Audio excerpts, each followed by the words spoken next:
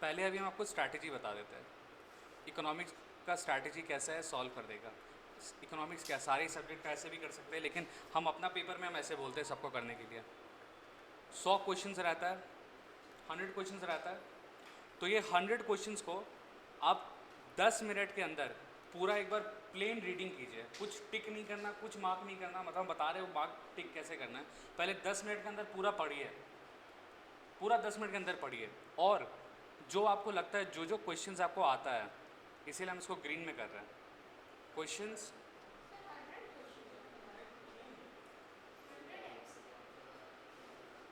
Questions जो आपको आता है,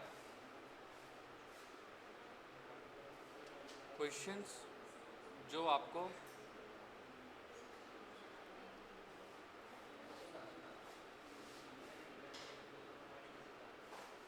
क्वेश्चन जो आपको आता है उसको आप क्या कीजिएगा, उसको टिक कीजिएगा क्वेश्चंस को।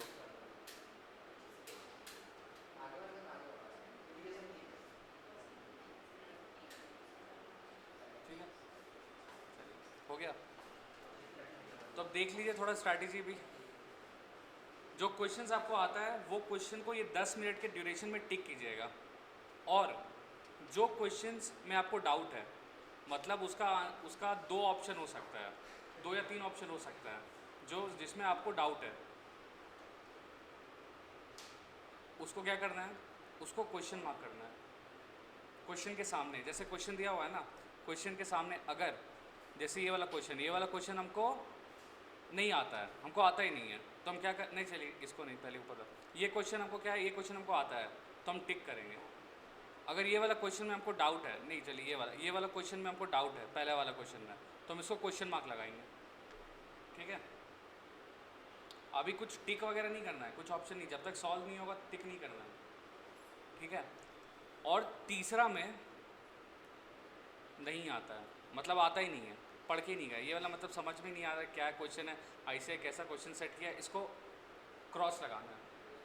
ठीक है, मान के चलिए 1 से लेके 100 तक क्वेश्चंस है, उसमें से आपका जो टिक है 60 से 70 है, टिक 60 से 70 है, बहुत ही बढ़िया। बाकी ये दोनों को भूल के भी अटेम्प्ट मत कीजिए, छोड़ दीजिए। ओपनली बोल रहे छोड़ दीजिए। मतलब अगर आपको 60-70 आ रहा है, बहुत है, सफिशिएंट है। ठीक है, ये आपका ओवरऑल बाकी सारा सब्जेक्ट को भी लेके आपका जो 200 का जो बेंचमार्क है वो क्रॉस करा देगा। ठीक है, पता है कि नहीं, इंडिविजुअल पेपर में 40 और ओवरऑल एग्रीगेट में 200 चाहिए रहता है। पता है कि नहीं पता ये चीज़ बेसिक पता रहना चाहिए, नहीं तो आईसीआई का सर्कुलर निकालिए, उसको देखिए। तो अगर ये 60 से 70 आ रहा है, सफिशिएंट है, हमको ये वाला देखना भी नहीं है। मतलब ये क्वेश्चन मार्क जो है, ये जो क्रॉस है, इसको हमको देखना ही नहीं है, हो गया मेरा पेपर सॉल्व। अगर जल्दी सॉल्व हो गया तो सर झुका के सो जाइएगा। ठीक है, और अगर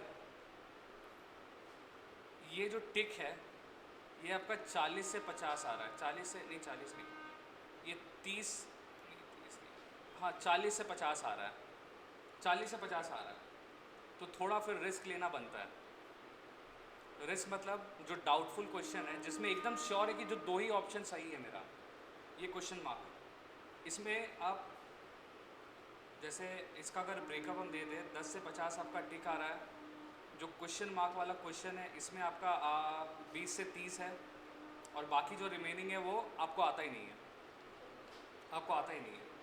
तो ये वाला तो आपको करना ही नहीं है, क्योंकि अगर 40 से 50 है तो आपको ये वाला देखना ही नहीं है। लेकिन जो 20 से 30 है, इसे एटलीस्ट आपको 10 क्वेश्चन निकालना है, 10 क्वेश्चन निकालना है इससे आपको, ताकि आपका जो टोटल हो वो कम से कम 50 क्रॉस तो हो जाए, 50 प्लस हो जाए आपका।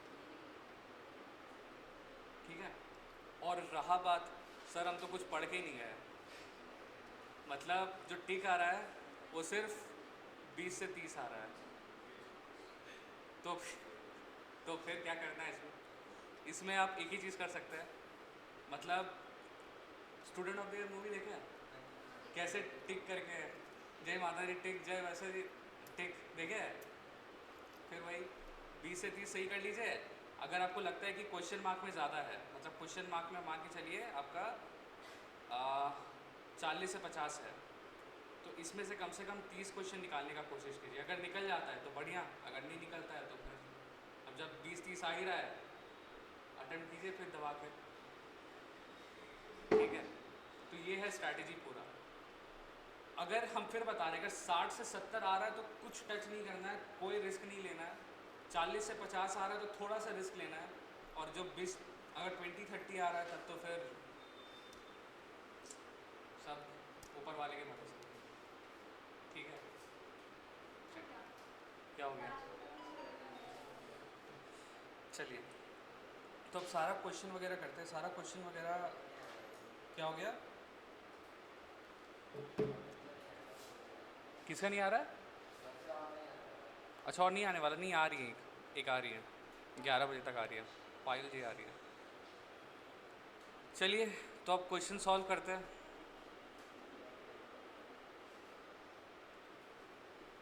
इसका बताइए मेरे को।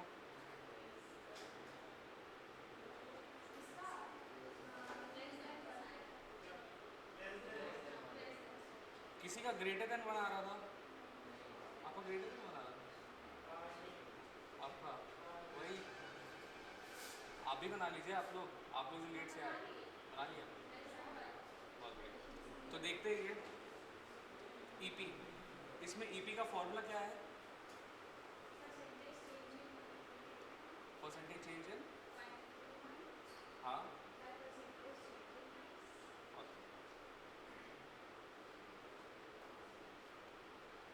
Percentage change in quantity demanded. मेरे को वो एनडी वो सब बताइए,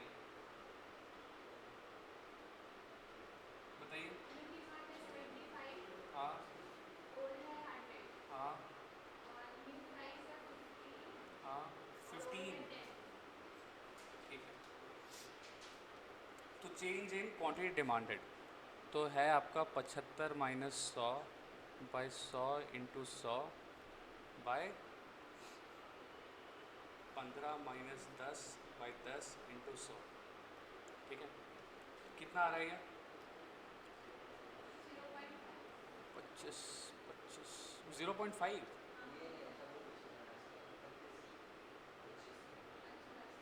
25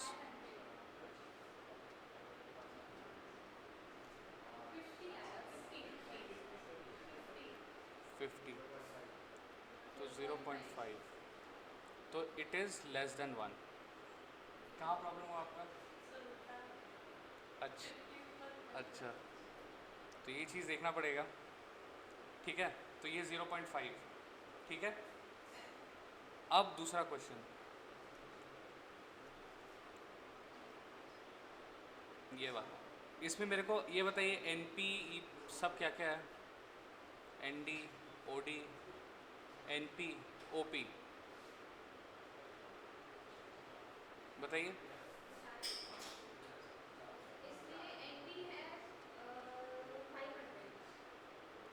एन डी है 500,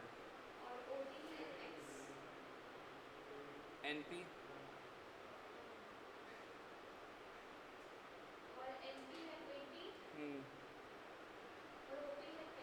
ठीक है, तो अब आपका अच्छा ए पी भी दिया, अच्छा ए पी 3 है, ठीक।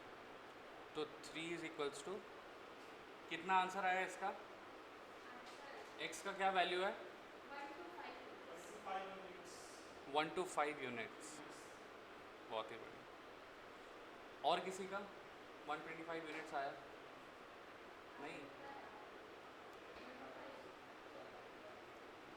चलिए, तो 3 is equals to N D O D देखते हैं। 500 minus x by x into 100। किसी को यहाँ पे कोई प्रॉब्लम है तो बता दीजिए। कोई प्रॉब्लम नहीं? चलिए ठीक है।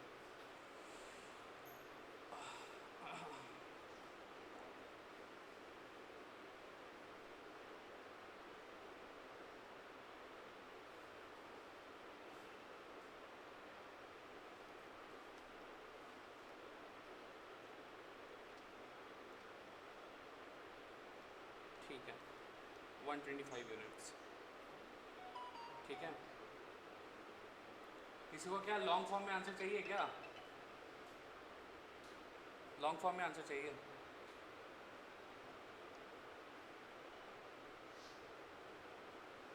चलिए, और नेक्स्ट वाले का आंसर क्या है? क्या? EP 0 आया, कमेंट कीजिए। परफेक्टली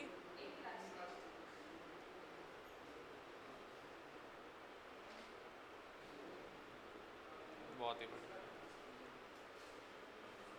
ये वाला सिंपल है ना, वो टेबल से आपको क्लियर आउट हो जाएगा। ठीक है, लास्ट वाला तो अनडिफाइंड है, बताया तो पहले ही तो बताया हम, सबसे पहले तो वही तो बताया, अनडिफाइंड है। बहुत सही। तो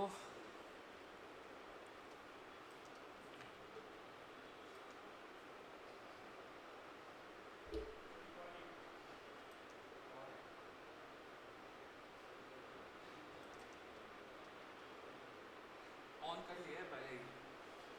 चलिए,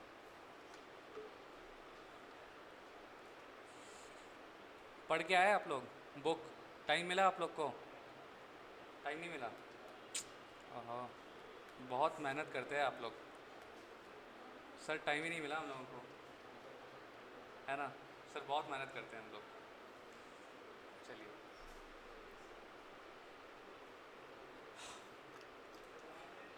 क्या? अच्छा, टाइम ही नहीं है। टेस्ट तो है सैटरडे को पक्का, सैटरडे कल। और जो जो जो पूरा हो जाएगा कंप्लीट आज, हो जाएगा।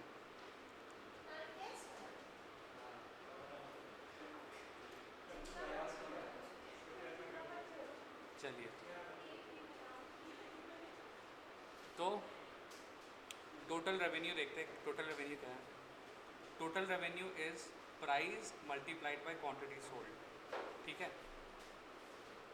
तो except in rare case of good with perfectly elastic. तो परफेक्टली इलास्टिक क्या है? EP क्या है मेरा?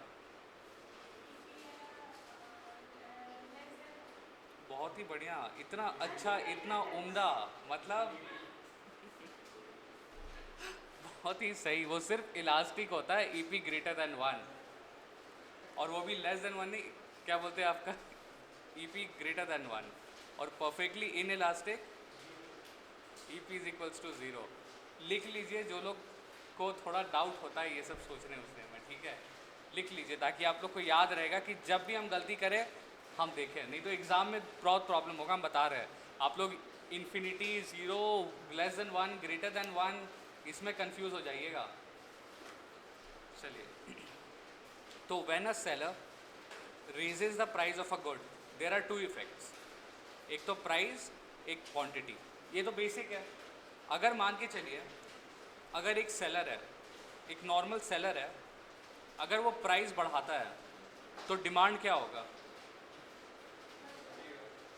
बढ़ जाएगा? घट जाएगा। ठीक है, और अगर ये प्राइस कम करता है, डिमांड बढ़ जाएगा। ये सेम, ये रिलेशन हम लोग पढ़े थे। प्राइस और डिमांड क्या रिलेशन बनाता है? किस टाइप का रिलेशन? Very good, inverse. कैसा इनवर्स? ये देखिए डायग्राम। अगर मेरा ये जनरल है 10-10, अगर मेरा प्राइस 12 हो गया तो डिमांड क्या होगा? घट जाएगा, 8 हो जाएगा। और अगर ये 8 हो गया तो क्या होगा? बढ़ जाएगा। तो ये जो डायरेक्शन है, ये जो मूवमेंट है यहाँ पे, ये इन्वर्स रिलेशन है, मतलब price is inversely related to demand. ठीक है, तो अगर नॉर्मल सिचुएशन में अगर सेलर किसी भी प्रोडक्ट का प्राइस बढ़ाता है तो डिमांड उसका कम हो जाता है, और अगर प्राइस कम करता है तो उसका डिमांड बढ़ जाता है। इसका बेस्ट एग्जांपल अभी है प्लान बढ़ाना, याद है? सारा प्लान बढ़ा, तो इसीलिए बहुत सारे यूज़र स्विच कर गया दूसरे क्या बोलते हैं नेटवर्क में। इसीलिए फिर जियो को अपना क्या बोलते हैं एक ऑफ़र निकालना पड़ा, जो 1 साल भर का ले रहा है उसको कम प्राइस में मिलेगा, और वो पुराना वाला प्राइस था।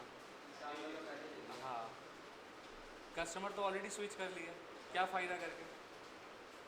ठीक है, तो वही है कि अगर कोई भी सेलर प्राइस बढ़ाता है तो डिमांड उसका घट जाता है। ठीक है, समझ में आया। देखिए, after a price increase each unit sold sells at a higher price which tends to raise the revenue. मतलब ये रेज या लोअर जो भी रेवेन्यू होगा वो डिपेंड करेगा। जैसे अगर एसेंशियल गुड्स है, इवन इफ उसका प्राइस बढ़ा तो क्या आपको क्या लगता है डिमांड क्या पूरा एकदम पूरा ख़त्म हो जाएगा? लिमिटेड कम होगा, उसके बाद फिर वो कांस्टेंट रहेगा। बेसिक नीड्स तो आपको चाहिए ही चाहिए। अगर आपको याद होगा इनकम का हम लोग 3 टाइप का देखे थे, 3 टाइप्स ऑफ गुड्स।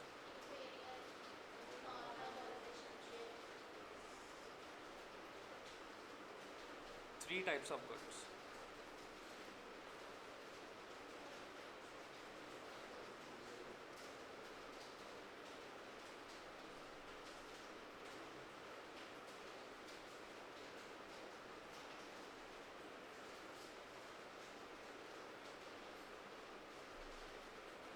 बताइए।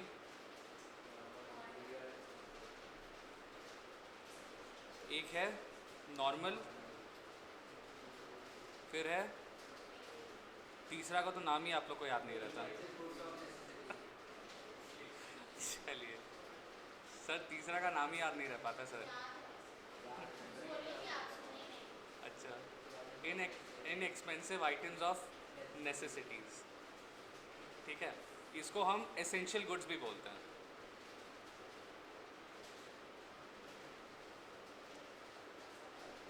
ये तीनों का डायग्राम कौन बना के देगा हमको? तीनों का डायग्राम जो लोग पढ़े हैं उन लोग से ही बोल रहे हैं।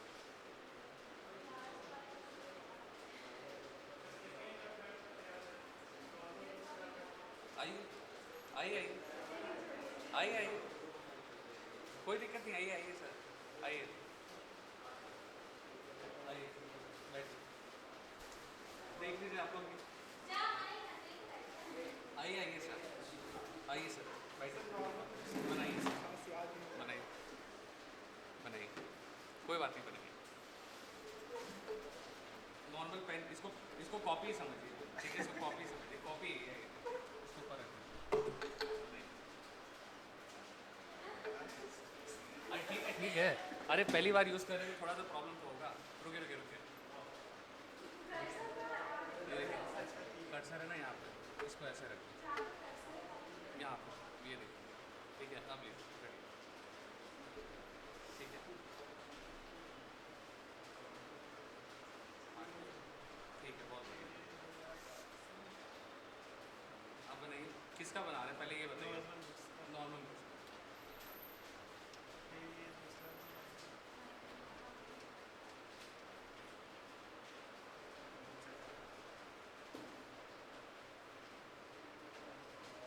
अच्छा चलिए, हम आपको मदद करते हैं। आप बताइए हमको, बस बताइए। हाँ बताइए बताइए, आप बताइए। चलिए बता रहे हैं, नीरज जी बता रहे हैं अभी। हम तो ऐसे बनाते हैं, ये देखिए।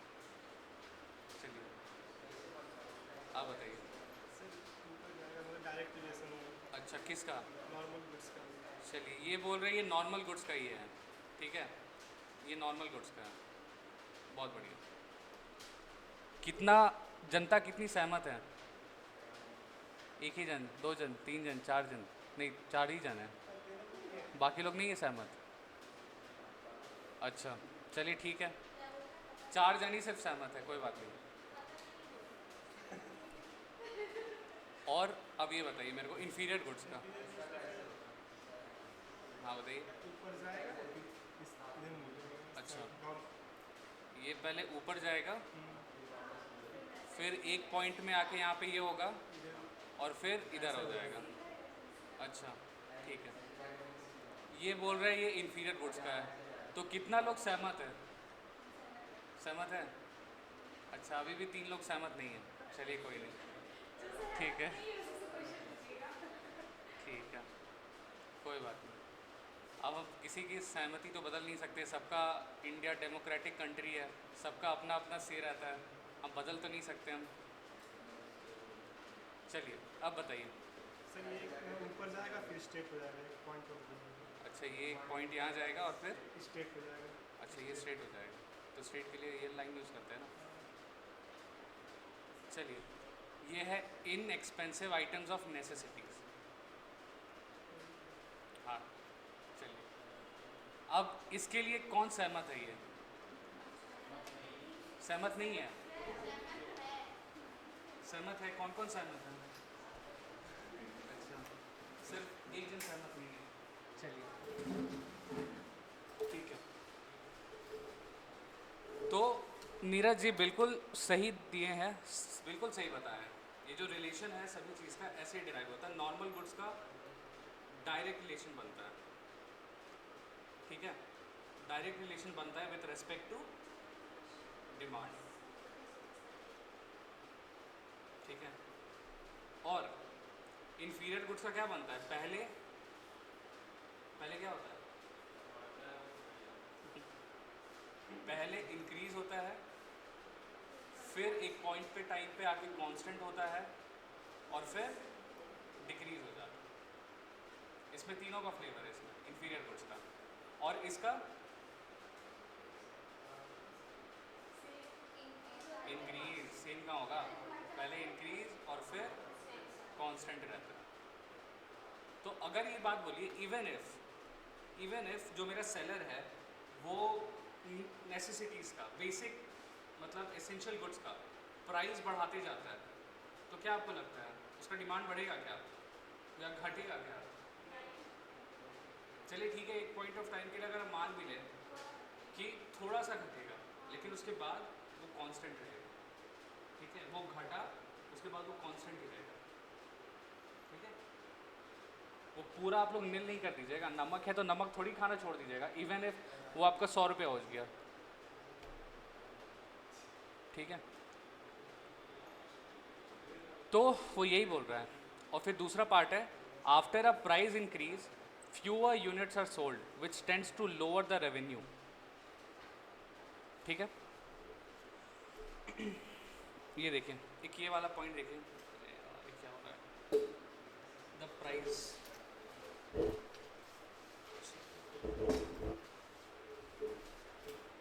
the price elasticity of demand tells us what happens to the total revenue when price changes, ठीक है। Its size determines which effect, the price effect or the quantity effect is stronger। तो मेरे को ये बताइए, प्राइस इफेक्ट कब होगा? Price ज़्यादा चेंज कब होगा? जब मेरा ईपी क्या है?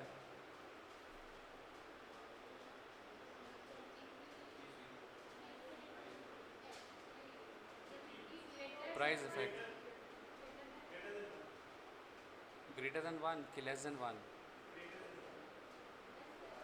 क्योंकि प्राइस हम बोल रहे हैं, प्राइस इफेक्ट आ रहा है तो प्राइस नीचे रहता है, नहीं समझे अभी भी? ईपी का फॉर्मूला बताइए मेरे को। Percentage change in demand by percentage change in price, तो प्राइस कहाँ है? तो अगर ये नीचे है तो आपका लेस देन 1 होना चाहिए ना, नहीं समझे? समझ गए, ऐसे नहीं समझ में आएगा सर। और ये क्वांटिटी इफेक्ट कब आएगा? Greater than 1। कैसे ग्रेटर देन 1? सर प्रूफ कीजिए, प्रूफ देखना है आप लोग को, प्रूफ देखना है, बताइए, प्रूफ देखना है आप लोग को, प्रूफ करते हैं, चलिए प्रूफ करते हैं। अगर मेरा प्राइस चेंज हो रहा है 10 से 50, मेरा क्वांटिटी चेंज हो रहा है 10 से 8, ठीक है। इसका मेरे को बताइए ईपी क्या निकलेगा?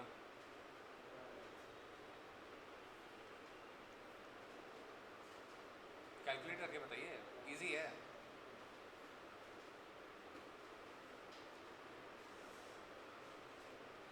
अभी हो जाएगा।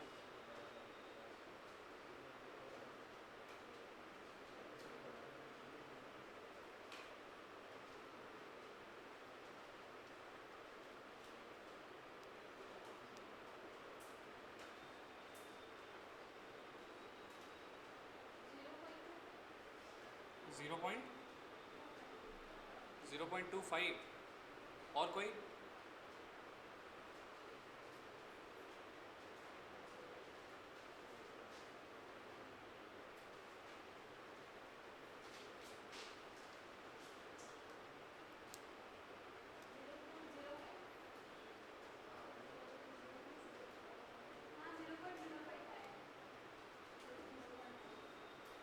कैलकुलेशन फिर मिस्टेक। 0.05। ये 0.05 क्या है? Less than 1। E P is less than 1। तो यहाँ पे देखिए प्राइस किस प्रोपोर्शन में चेंज हो रहा है, क्या कौन सा ज़्यादा प्रोपोर्शन में चेंज हो रहा है?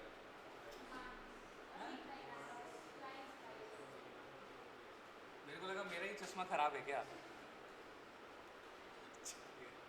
तो ये होता है क्वांटिटी इफेक्ट और प्राइस इफेक्ट, मतलब कौन ज़्यादा स्ट्रांग है, किसका चेंज ज़्यादा स्ट्रांग है, या क्वांटिटी का है या डिमांड का, मतलब ये क्वांटिटी का है या प्राइस का है। इवन इफ अगर हम मान के चले यहाँ पे 1000 डाल दें, यहाँ पे 1000 डाल दें, अब बताइए किसका चेंज ज़्यादा होगा, देखिए बस बताइए ना। डिमांड का, तो ये क्वांटिटी इफेक्ट आएगा, ठीक है। तो if the demand for good is unitary elastic मतलब EP is equals to 1. तो an increase in price और decrease in price does not change the total revenue। याद आ रहा है जो टेबल हम बनाए थे आप लोग का, टोटल रेवेन्यू वाला? नहीं आता, चलिए कोई नहीं, हम दिखा देते हैं। बोलते सर हम लोग को याद नहीं आता, दिखाइए पहले। चलिए देख लीजिए सर, अब देख लीजिए पहले, उसके बाद ही समझ में आएगा आपको। ये देखिए, ये रहा।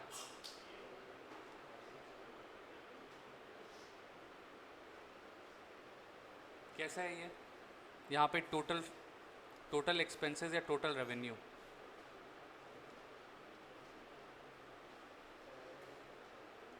टोटल एक्सपेंसेस या टोटल रेवेन्यू, क्या हो गया? क्या हो गया? अच्छा फ़ोटो ले रहे हैं, ले लीजिए।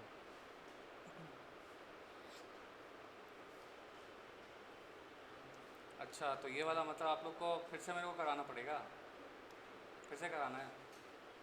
चलिए तो फिर से मतलब हमको डब्बा बनाना पड़ेगा, चलिए डब्बा बनाते हैं। चलिए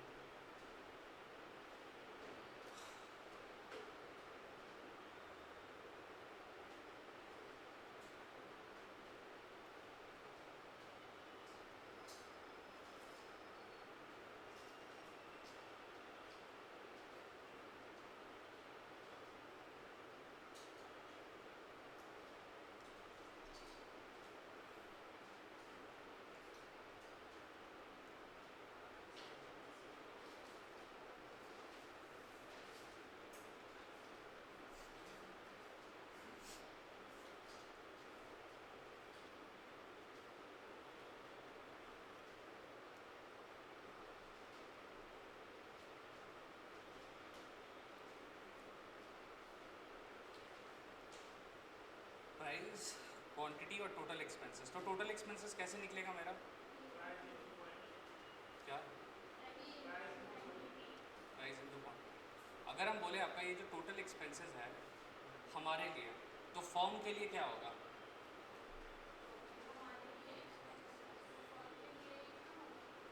रेवेन्यू होगा, ठीक है। अगर हमारे लिए जो एक्सपेंसेस है वो कंपनीज के लिए क्या है? अगर आप जैसे जियो का प्लान लेते हैं पैसा दे के, ठीक है, कोई भी प्लान लेते हैं तो कंपनी को पैसा जा रहा है, तो उसके लिए तो वो इनकम हुआ, रेवेन्यू हुआ, है कि नहीं? तो अगर मेरा प्राइस 100 रुपये है, क्वांटिटी मेरा 20 रुपये है, और अगर मेरा प्राइस क्या 200 कैसे होगा, 2000 होगा ना। मैथ सही में मतलब बहुत काम करना पड़ेगा आपको मैथ्स में अपना। बहुत ही ज़्यादा। अगर ये प्राइस मेरा 50 हो गया और क्वांटिटी 40 है, अब क्या होगा, तो भी 2000। अगर ये सेम है तो आपको बोले थे ये E P is equals to 1 होगा। क्यों होगा, प्रूव करना है, प्रूव करना है सर। ये जो परसेंटेज चेंज इन प्राइस है that is equal to percentage change in quantity. Prove कर सकते हैं हम, करें नहीं करें। आप लोग का क्या बोलने था, सबका मैं उनको पूछना है। यहाँ पे कुछ कुछ लोग तो बोले कि आप लोग नहीं करना है, बाकी लोग बताइए करना है प्रूफ, देखना है, देखना है सर, देखना है। चलिए ठीक है, एक जन का भी अप्रूवल मिल जाए तो हम करेंगे। चलिए, यहाँ पे मेजॉरिटी विंस नहीं होता है। चलिए, अगर ईपी का फॉर्मूला बताइए सर, आप बताइए। लोग आप सर हैं, सर हैं आप। हाँ, by percentage change in price. तो मेरे को है ना यहाँ पे ये सारा चार जो पॉइंट हम निकालते थे, new demand, original demand, new price, original price, ये बताइए हमको।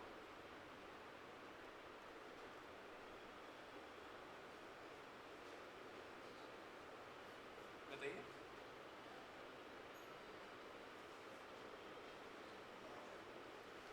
प्रॉब्लम है सर, कोई नहीं, बोल सकते हैं प्रॉब्लम है आइडेंटिफाई करने में। जिस हिसाब जो चेंज हो रहा है आपका, हम तो इतना सारा हम लोग क्वेश्चन किए, बताइए आप पूछे नहीं उस टाइम पे, पूछते ना। अगर ये मेरा जो 20 है, जो मेरा गिवन है पहले से, ये मेरा ओरिजिनल है, और जो चेंज हो रहा है ये मेरा न्यू है, ठीक है। तो ये मेरा हो जाएगा, अगर जैसे हम क्वांटिटी का बात कर रहे हैं, ये मेरा ओरिजिनल डिमांड, और अगर ये 40 जो चेंज हो रहा है ये मेरा न्यू डिमांड, ठीक है। और सेम गोज फॉर प्राइस। तो ये बताइए ये क्या होगा, 100 क्या होगा मेरा, ओरिजिनल प्राइस है new price. Very good, original price. और ये 50 होगा मेरा न्यू प्राइस। तो यहाँ पे अगर जब कैलकुलेट करेंगे, new demand, original demand, new price, original price, ठीक है। तो आपका ईपी निकलेगा परसेंटेज चेंज इन डिमांड। इसका फॉर्मूला पता है, नहीं पता है? हाँ, चेंज इन डिमांड, देख लीजिए, change in demand by original demand into 100। ये वाला हम आपको बताए थे आपका क्लास 4-5 में। आप जब प्रॉफिट निकालते थे तो प्रॉफिट निकालने के लिए एसपी माइनस सीपी, और प्रॉफिट परसेंटेज निकालने के लिए SP minus CP by CP into 100। ये क्लास 4 का है, क्लास 4 के बच्चे लोग ऐसे करते हैं, ठीक है। तो सेम हम लोग क्लास 4 का भी हम लोग ले रहे हैं, ठीक है। सोचिए अगर क्लास 4 के बच्चे को अगर हम पढ़ा दें तो बोलेगा अरे हम तो फिर अब सीए ही करेंगे सर, ठीक है। चलिए, तो चेंज इन डिमांड, तो चेंज इन डिमांड मेरा कितना आएगा, 40/20। इसका मेरे को आंसर बताइए, कोई भी बता सकता है। ये ईपी नहीं है, ये परसेंटेज चेंज इन डिमांड है। आंसर बताइए इसका। 1। आप डायरेक्टली मैम एक बता दीजिए, मतलब पूरा ईपी निकाल दीजिए। ये आएगा 100%। अब परसेंटेज चेंज इन प्राइस, ये सेम होता है, change in price by original price into 100। तो चेंज इन प्राइस क्या होगा, 50 माइनस 100 बाई 100 इंटू 100। अब आप बोलिएगा सर ये तो नेगेटिव में आ रहा है, लेकिन हम बताए थे नेगेटिव होगा नहीं, कुछ पॉजिटिव में होगा। इसका आंसर बताइए।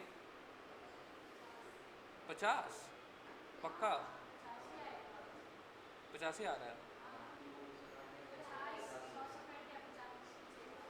50 क्या? एक सेकेंड। 50 50% आ रहा है, मतलब कुछ तो गड़बड़ है।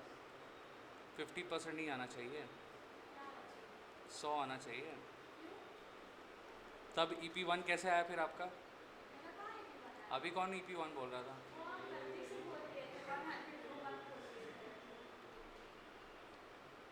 EP1 कैसे होगा? 2 आ रहा है, तो 2 नहीं आना चाहिए। तो ये 2 अगर आएगा तो ये क्या होगा फिर? EP क्या होगा? ग्रेटर देन या इक्वल टू 1? ग्रेटर देन 1 होगा, लेकिन उसको सॉरी, लेकिन ये वाला पॉइंट, रुकिए एक सेकंड, लास्ट में एग्जांपल क्या लिया था ये थोड़ा सा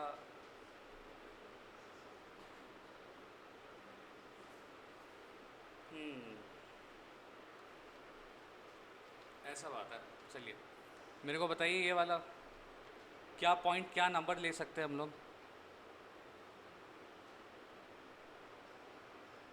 जिसमें सेम आए मेरा?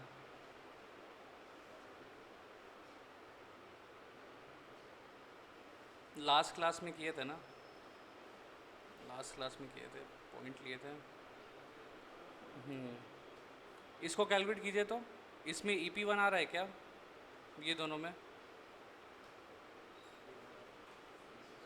चेक कीजिए इसका।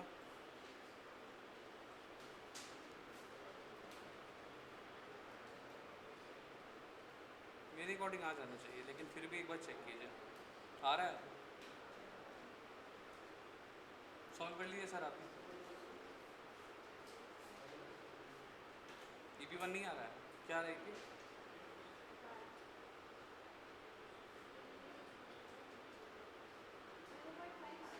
जीरो पॉइंट 5 आ रहा है। नंबर का इशू है, तो नंबर देखना पड़ेगा। ये है ना आपका चेंज सेम परसेंटेज में होना चाहिए, ठीक है?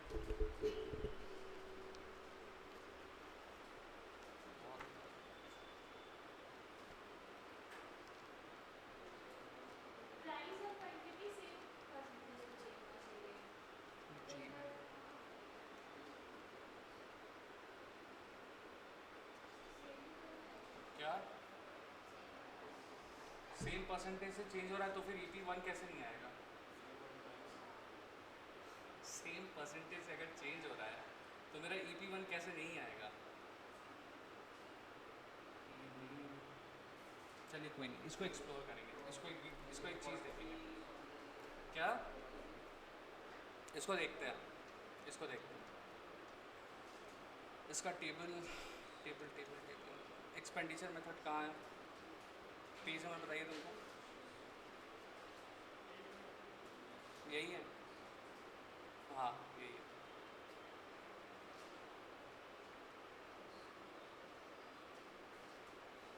ऐसे वाला दिया नहीं है। चलिए ठीक है, हम इसको है ना इसको हम आपको बताते हैं।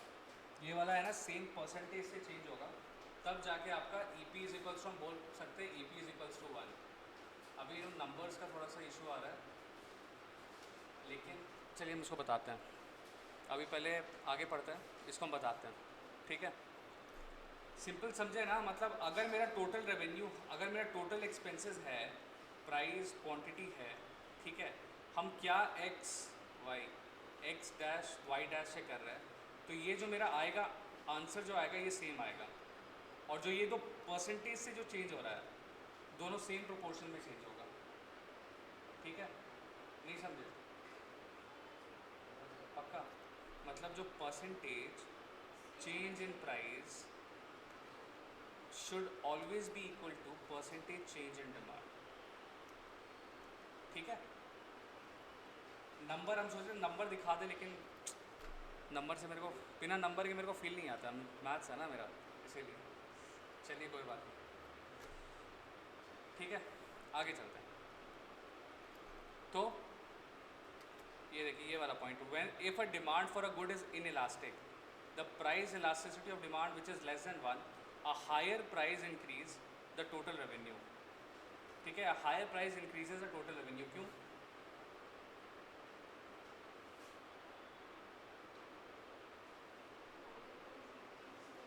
यस, यहाँ पे हायर प्राइस इंक्रीज कर रहा है टोटल रेवेन्यू को। क्यों? थोड़ी देर पहले बताया था ये किसके किस, हाँ बताइए क्या। ज़ीरो का टोटल रेवेन्यू किसके पर्सपेक्टिव से आएगा? कंपनी। तो अगर कंपनी प्राइस अपना इंक्रीज करता है,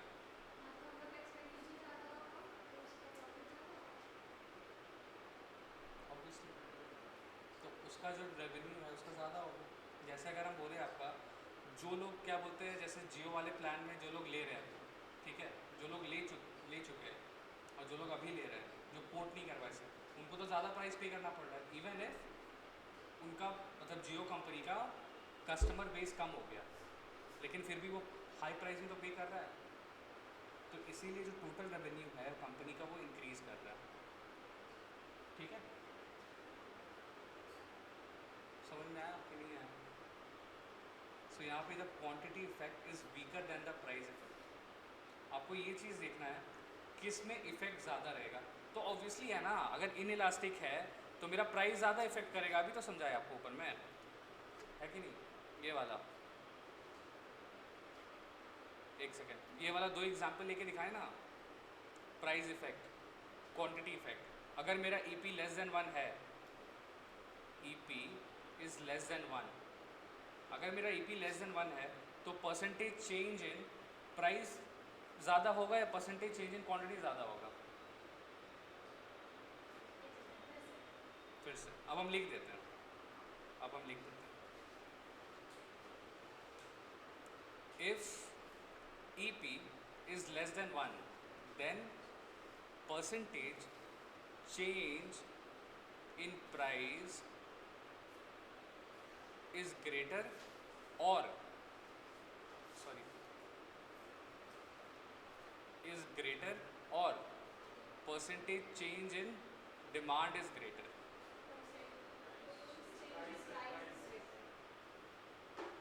पक्का?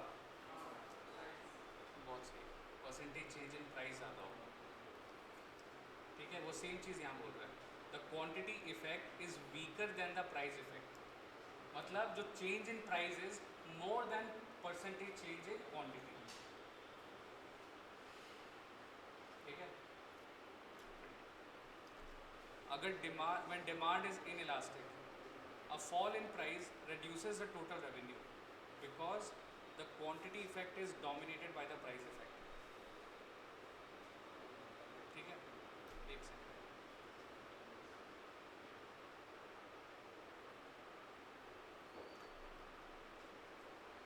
ठीक है, ये देखिए, if demand for a good is elastic, मतलब ईपी क्या होगा?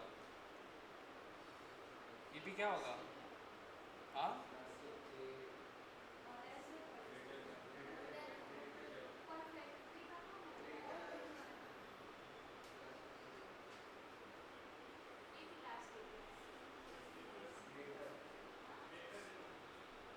आप टेबल खोलिए, आप टेबल खोलिए, टेबल खुला हुआ है, ईपी ग्रेटर देन 1 होगा। अगर ईपी ग्रेटर देन 1 होगा तो यहाँ पे an increase in price reduces the total revenue because a fall in price increases the total revenue। इसका मतलब यही सिंपल है कि जो क्वांटिटी इफेक्ट है, क्वांटिटी जो चेंज है वो ज़्यादा है विथ प्राइस। ठीक है, बस यही समझना है इसमें।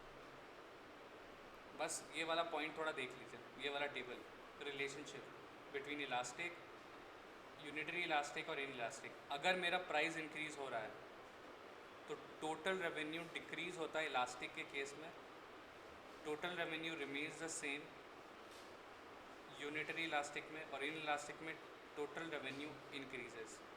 ये सेम आपका एक्सपेंडिचर वाला है, ऐसे है ना, ये वाला ऐसे पहले ये, फिर ये, और फिर ये, मतलब ये क्या है, ईडी क्या होगा आपका, ग्रेटर देन 1 की लेस देन 1?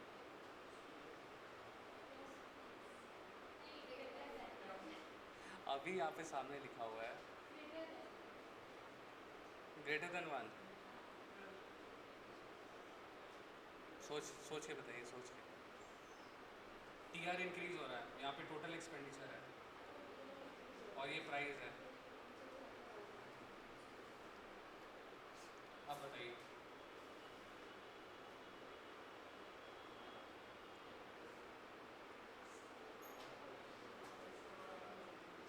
हाँ, बीच वाला तो कोई भी बता देगा, बीच वाला क्या है, 1। चलिए ठीक है, E D is equal to 1, क्योंकि यहाँ पे सर हम देख लिए टी आर रिमेन्स सेम।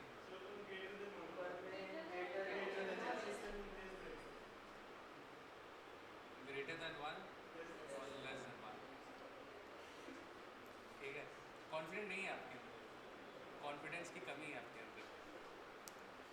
चलिए ठीक है, यही है, ये वो जो पूरा रिलेशन है, ये ग्राफ से ऐसे आप हाईलाइट कर सकते हैं। अगर ग्राफ बनाना है, ग्राफ बना लीजिएगा साइड, ठीक है।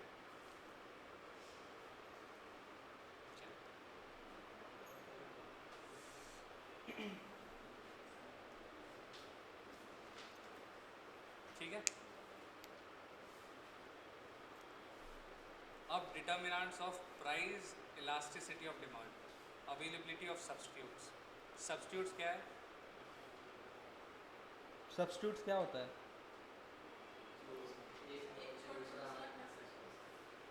अगर थोड़ा सा मेरे को डेफिनेशन अगर कोई बताए तो, डिफाइन करे सब्स्टिट्यूट गुड्स को।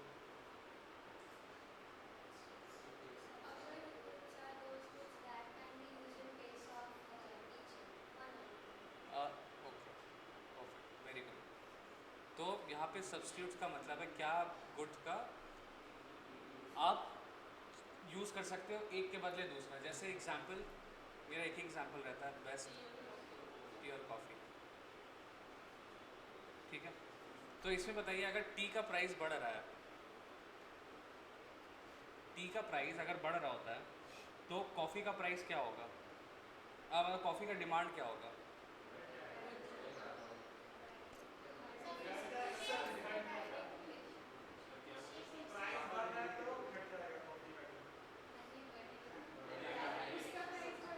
डिमांड बढ़ जाएगा, डिमांड बढ़ जाएगा, डायरेक्ट रिलेशन। ये देखिए, अगर हम दोनों को प्लॉट करें, टी का प्राइस ये टी का है और ये कॉफ़ी का है, ठीक है। यहाँ पे प्राइस, यहाँ पे डिमांड, यहाँ पे प्राइस, यहाँ पे डिमांड, ठीक है। ये मान के चलिए जैसे ये नॉर्मल सिचुएशन है दोनों का, यहाँ पे प्राइस, प्राइस ऑफ टी बढ़ रहा है, तो अगर डिमांड फॉर टी क्या हो रहा है, कम हो रहा है। लेकिन अगर हम बोले यहाँ पे तो डिमांड फॉर कॉफ़ी बढ़ रहा होगा, ठीक है। क्यों बढ़ रहा होगा? ठीक है, price in comparison to T ये सस्ता हो गया। तो ये क्या दिखाता है, ये डायरेक्ट रिलेशन दिखाता है। डायरेक्ट रिलेशन क्या, बहुत बढ़िया, क्या हो गया?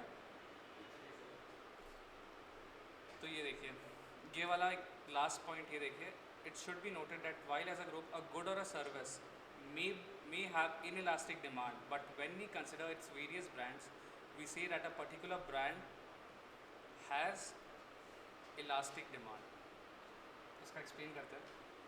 While the demand for a generic good like petrol is inelastic, so the demand for Indian oils petrol is elastic, ठीक है, बता रहे। While there are no general substitutes for healthcare, there are substitutes for one doctor or hospital. अगर एक बात बताइए, अगर किसी भी चीज़ का अवेलेबिलिटी है मार्केट में, तो उसका ईपी क्या आएगा, इलास्टिसिटी क्या आएगा, ज़्यादा होगा कि कम होगा? किसी भी चीज़ का अगर अवेलेबिलिटी है मार्केट में, जैसे अगर हम बोले आपका यहाँ पे सिर्फ एक ही इकोनॉमिक्स के टीचर है, ठीक है, तो यहाँ पे ये जो मेरा ईपी होगा क्या होगा, चलिए मतलब एक क्या, चलिए दो बोल देते हैं। ईपी क्या होगा, ईपी लेस देन 1 होगा, ग्रेटर देन 1 होगा, क्या होगा, बहुत ही बढ़िया, डिमांड ज़्यादा होगा। और अगर यहाँ पे 1000 है, मतलब चलिए 10,000 है, तो क्या होगा फिर, लेस देन 1 होगा, बहुत सही, ठीक है। ये रिलेशन बताता है अगर किसी भी चीज़ का अवेलेबिलिटी ज़्यादा है तो उसका इलास्टिसिटी कम होगा, लेकिन किसी का अगर क्या बोले अवेलेबिलिटी ज़्यादा है तो क्या होगा उसका, मतलब किसी का अवेलेबिलिटी कम है तो उसका इलास्टिसिटी क्या होगा, ज़्यादा होगा।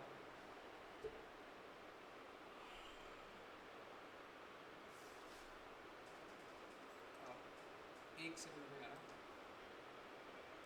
चलिए, तो एक्सपेंशन और कॉन्ट्रैक्शन ऑफ डिमांड।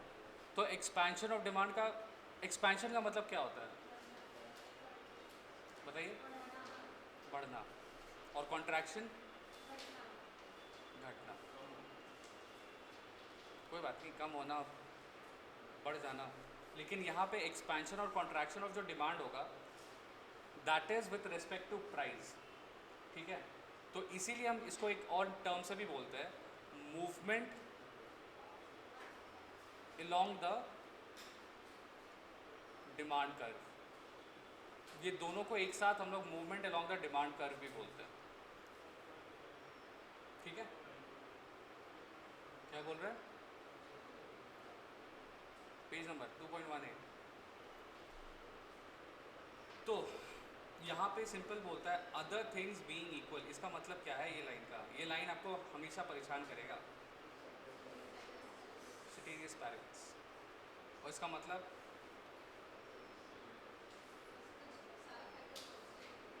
बहुत बढ़िया, सिर्फ एक ही जन को पता है। वो दिन हम लोग याद है, मतलब कितना ज़्यादा हम लोग किए थे अदर थिंग्स बीइंग इक्वल वाला, अभी भी सब भूल गए सब लोग। आपको सारा फैक्टर्स सेम रहेगा और सिर्फ जो चेंज होगा वो प्राइस के रिस्पेक्ट में चेंज होगा डिमांड, ठीक है। अगर हम एक्सपेंशन बोल रहे हैं यहाँ पे, ये देखिए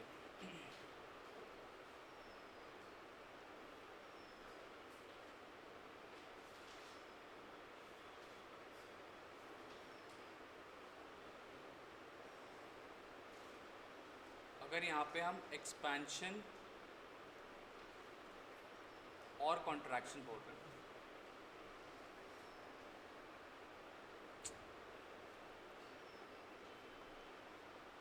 तो एक्सपेंशन का मतलब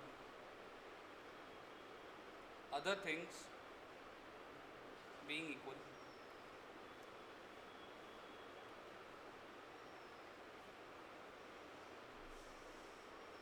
quantity demanded increases or decreases, sorry ये increase होता है, sorry increases with decrease in price, ठीक है। और contraction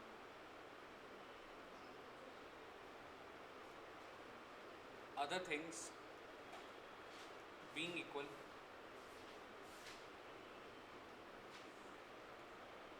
other things being equal, quantity demanded decreases with क्या क्या होगा, इंक्रीज इन प्राइस, ठीक है। सो ये है एक्सपेंशन और कॉन्ट्रैक्शन। तो ये आपका होता है movement along the demand curve. अब इसका थोड़ा डायग्राम देख लेते हैं कैसे सर होता है, कैसे होता है ये। अब देखिए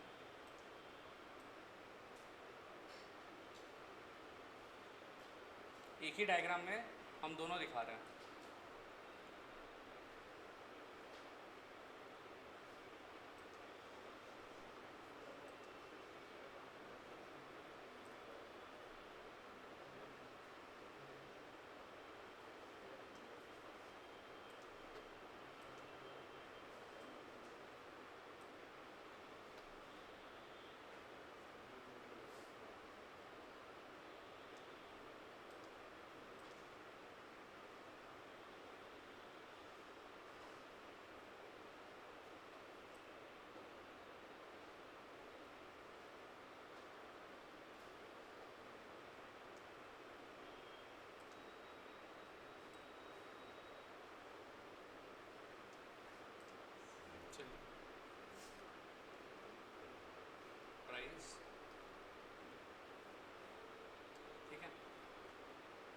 नॉर्मल सिचुएशन है, सॉरी।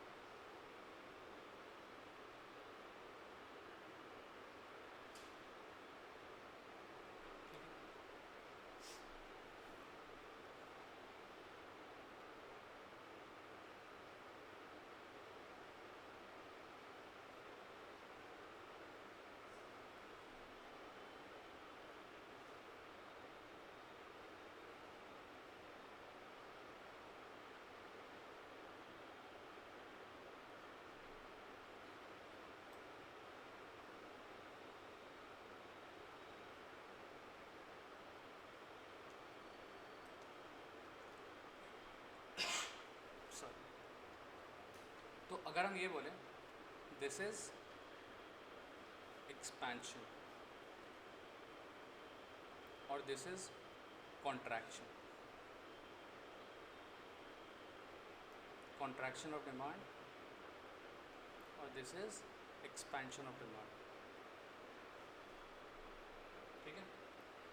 तो ये सेम लाइन में अगर जो आपका डिमांड, ये देखिए इससे क्या हो रहा है, आपका इसका डिमांड बढ़ रहा है ना डिमांड, तो ये मेरा क्या हो रहा है, एक्सपैंड हो रहा है। और अगर हम ये बात बोलें इससे क्या हो रहा है, इससे आपका डिमांड कम हो रहा है, तो this is contraction of demand.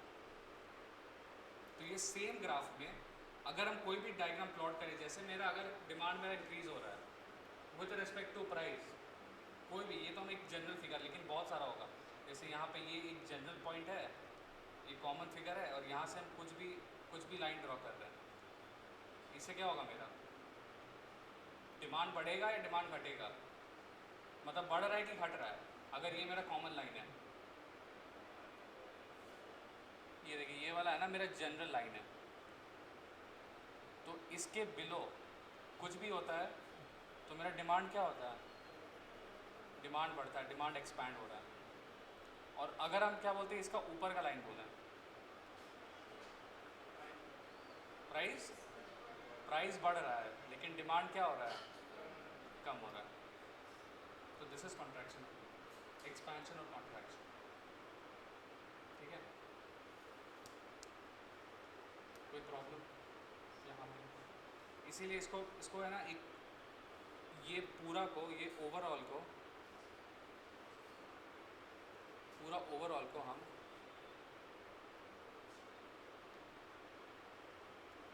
Movement along the demand curve भी बोलते हैं। क्यों बोलते हैं ऐसा, क्योंकि एक ही ग्राफ में या तो मेरा डिमांड घट रहा है या मेरा डिमांड बढ़ रहा होता है, इसीलिए movement along the demand curve इसको बोलते हैं, एक ही कर्व, एक ही ग्राफ, ठीक है, ठीक है। अब देखते हैं इंक्रीज और डिक्रीज इन डिमांड, ठीक है। थोड़ा ऊपर, कैसे ऊपर, और ऊपर,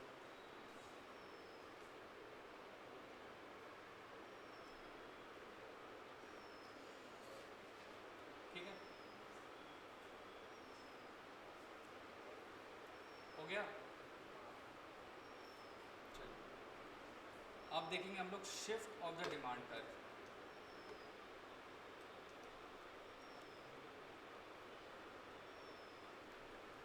shift of the demand curve, इसी को हम लोग बोलते हैं इंक्रीज और डिक्रीज, इंक्रीज और डिक्रीज ऑफ डिमांड,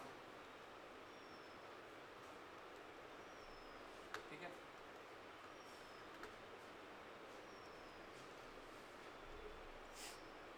अगर हम इसका एग्जांपल दें आपको, मतलब इसका डेफिनेशन लिखा है, increase in demand,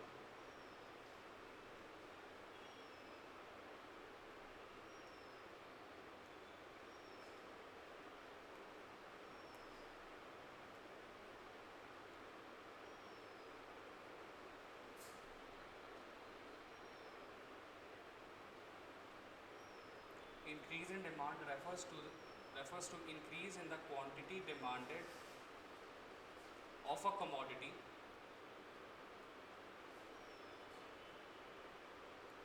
at the same price. ठीक है, एक ये हो सकता है, और इसमें बताइए और कुछ हो सकता है क्या?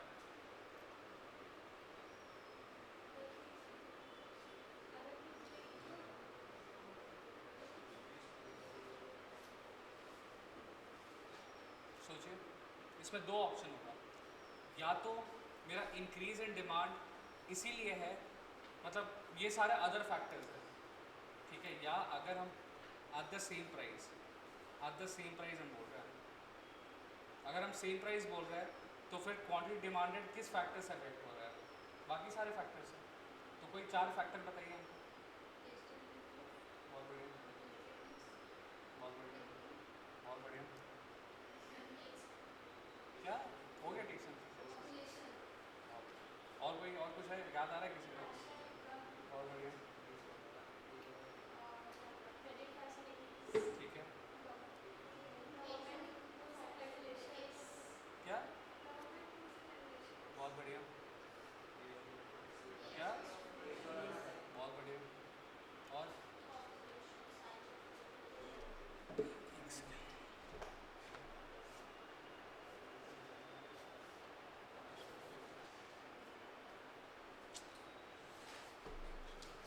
एक बार ये प्लीज फिल कर लीजिए। चलिए, और डिमांड remains the same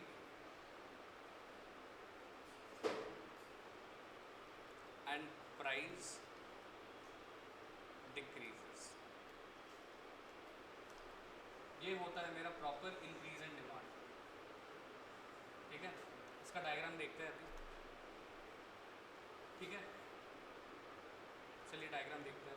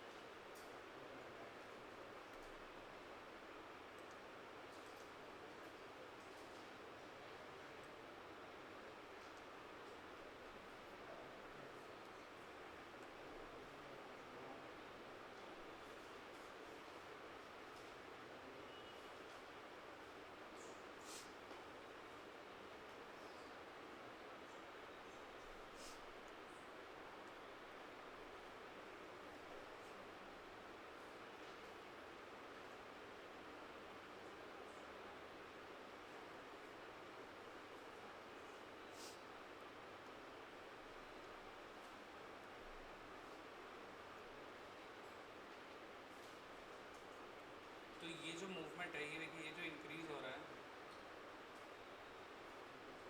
ठीक, क्या हो गया? किसको छोड़ा गया?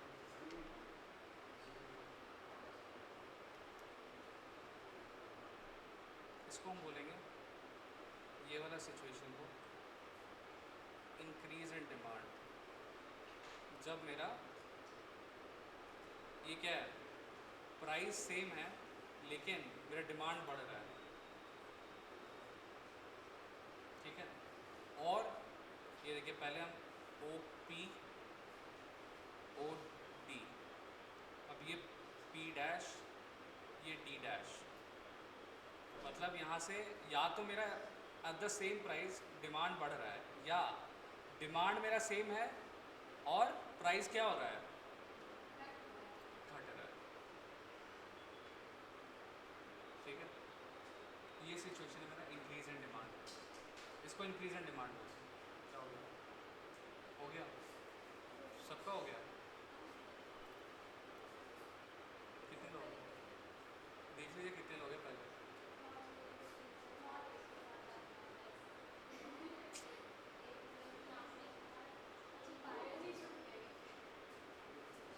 इसीलिए बोलते हैं।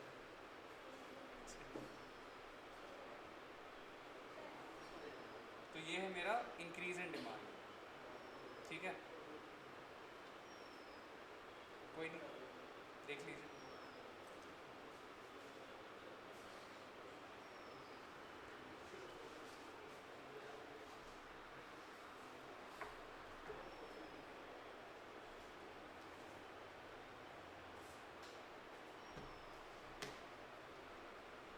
तो पता नहीं यहाँ पे कुछ लिखा हुआ है कि नहीं है।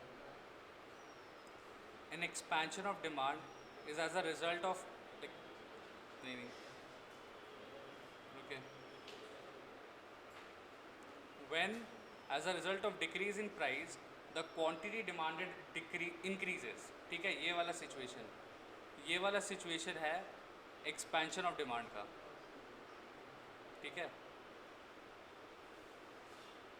और दूसरा है as a result of increase in price the quantity demanded decreases, तो वो we say that is contraction of demand. और ये दोनों को अगर हम जोड़ दें, इंक्रीज सॉरी इंक्रीज नहीं, एक्सपेंशन प्लस कॉन्ट्रैक्शन, तो ये मेरा आ जाएगा movement, movement along the demand curve.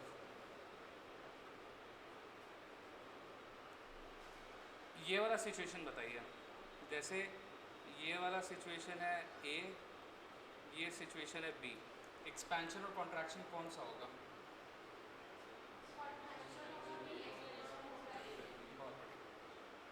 B होगा मेरा कॉन्ट्रैक्शन, ये होगा मेरा एक्सपेंशन, ठीक है। अब इंक्रीज देखते हैं पहले, उसके बाद हम डिक्रीज बताएंगे तब। तो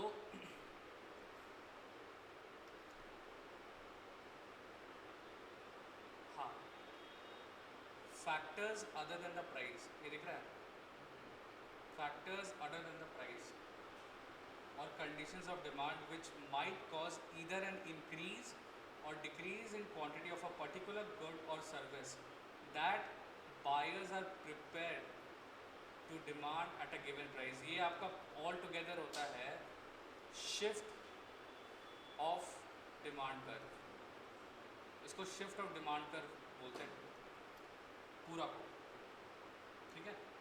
यहाँ पे इंक्रीज डिक्रीज नहीं है, यहाँ पे सिर्फ और सिर्फ पूरा बताया है। अदर फैक्टर्स के कारण आपका डिमांड कैसे इफेक्ट होता है, अगर वो बढ़ रहा होता है या घट रहा होता है, ठीक है। तो वो दोनों को मिला के हम लोग शिफ्ट ऑफ डिमांड कर बोलते हैं। ये देखिए, दिस इज, अगर ये ऐसे जा रहा है तो आपका इसको इंक्रीज इन डिमांड बोलेंगे। अगर ये इधर आ रहा है, यहाँ पे क्या है ना, यहाँ पे एक पॉइंट ये लोग बताया नहीं ये वाला, कि at reduce prices demand remains the same, ये भी आप लोग याद रखिएगा, ठीक है। जो हम यहाँ पे लाइन लिखा है ना, demand remains the same and price decreases, तो ये वाला भी पॉइंट याद रखना है। और एक और अभी डिक्रीज इन डिमांड का भी बता दे रहे हैं, डिक्रीज इन डिमांड, ये तो इंक्रीज इन डिमांड हो गया, अब है आपका decrease in demand.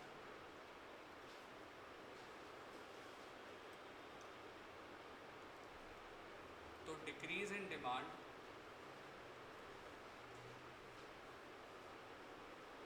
refers to decrease in quantity demanded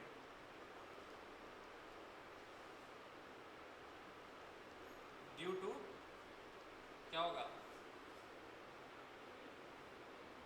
नहीं, ड्यू टू प्राइस, अभी तो बताया, is due apart from other factors, is due to other factors other than price, other than price when price remains the same, or point to be noted, or when price increases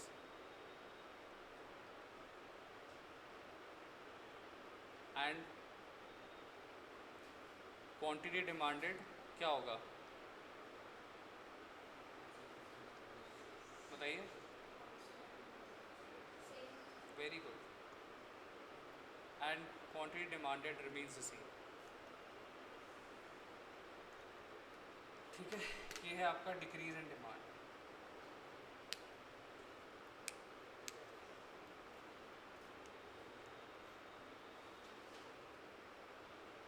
ठीक है, आप लोग सब एक एक करके इतना सारा एक कोई कॉमन ग्रुप बनाइए आप लोग अपार्ट फ्रॉम वो, उसी में एक साथ भेज दीजिए अगर फ़ोटो लेना है तो, ताकि आप लोग. हाँ ठीक है, चलिए अब देखते हैं. तो सब लोग के फ़ोन में ऐसा क्या है कि स्टोरेज ऐसा एक एक करके फ़ोटो ऐसा जिसका फ़ोन का क्लैरिटी अच्छा है वो लीजिए ताकि दिखे. क्या क्या अच्छा अच्छा.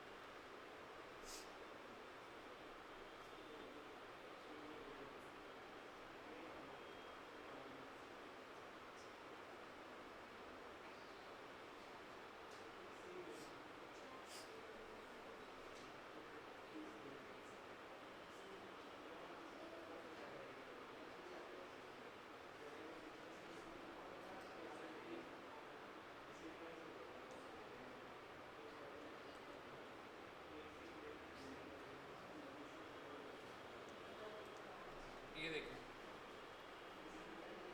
ये सिचुएशन क्या हो रहा है. डिमांड रिड्यूस हो रहा है, बढ़ कहाँ रहा है, डिमांड कम हो रहा है. ओरिजिनल डिमांड मतलब ये सब भी लिखना है ना मेरे को. ओरिजिनल डिमांड आपका होगा ओडी, ओरिजिनल प्राइस होगा OP, new price OP1, new demand OD1. ठीक है, तो अगर ये देखिए ये एरो किधर पॉइंट कर रहा है, ये इधर साइड एरो पॉइंट कर रहा है, तो इसका मतलब क्या है ये, क्या डिमांड बढ़ रहा है. वाओ,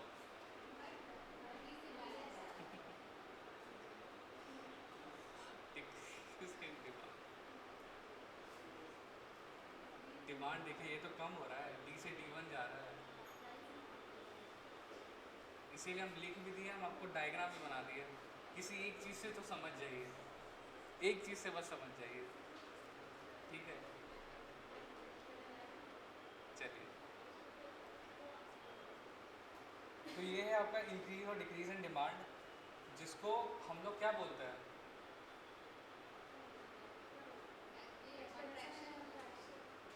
इंक्रीज और डिक्रीज को कॉन्ट्रैक्शन बोलते हैं। Very good. Shift in the demand curve और शिफ्ट ऑफ डिमांड। ठीक है, चलिए तो ये हमारा जो एक इम्पॉर्टेंट जो ये वाला पार्ट लगा मेरे को, ये ख़त्म हो गया। क्या ख़त्म है? ऐसे थोड़ी ख़त्म, अभी है अभी 20 मिनट। अभी प्रमोद सर को आने में भी लेट है। अभी प्रमोद सर 1 से 1:30 बजे के बीच में आएंगे। चलिए तो ये देखिए, changes in determinants other than price that cause increase in demand, changes in determinants other than price that cause decrease in demand. ठीक है, मतलब यहाँ पे क्या हो रहा है, यहाँ पे जो आपका इंक्रीज और डिक्रीज इन डिमांड हो रहा है वो सिंपली और सिंपली अदर फैक्टर्स हो रहा है। यहाँ पे प्राइस नहीं है। ठीक है, यहाँ पे प्राइस नहीं है, इसीलिए हम यहाँ पे डायग्राम बनाए। अब बोलेगा सर ये तो क्या करें, तो प्राइस भी बढ़ा रहा है, लेकिन प्राइस के साथ क्या डिमांड का इफेक्ट हो रहा है क्या? कुछ नहीं हो रहा है। एट इंक्रीज प्राइजेस, अगर आप 12th में थोड़ा बहुत अगर ध्यान दिए होंगे आप लोग, तो ये बताया गया होगा 12th में कि क्या बताया था। चलिए, तो with increase price demand same है। ओ सॉरी, ये वाला ये डायग्राम गलती है। एक सेकेंड, ये वाला डायग्राम जो लोग कॉपी किए हैं हमको बताए भी नहीं आप लोग। बहुत ही सही सर, गलत है डायग्राम। बताइए गलत क्यों है? गलत क्यों है? अभी हम क्या बोले? Other factors. तो डिमांड जो मेरा घट रहा है वो अदर फैक्टर से घट रहा है। तो यहाँ पे अगर हम प्राइस बढ़ा रहे तो डिमांड घट रहा है, तो पॉसिबल ही नहीं है। तो ये वाला तो गलत ही है। नहीं समझे? अभी भी नहीं समझे? देख, अरे क्या बता रहे फिर से आप लोग को, ये जो बनेगा ये ऐसे बनेगा। ये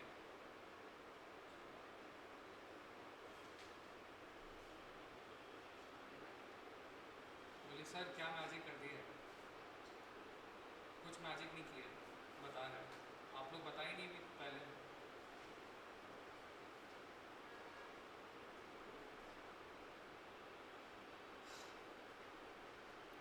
प्राइस तो मेरा बढ़ रहा है लेकिन मेरा डिमांड तो सेम है।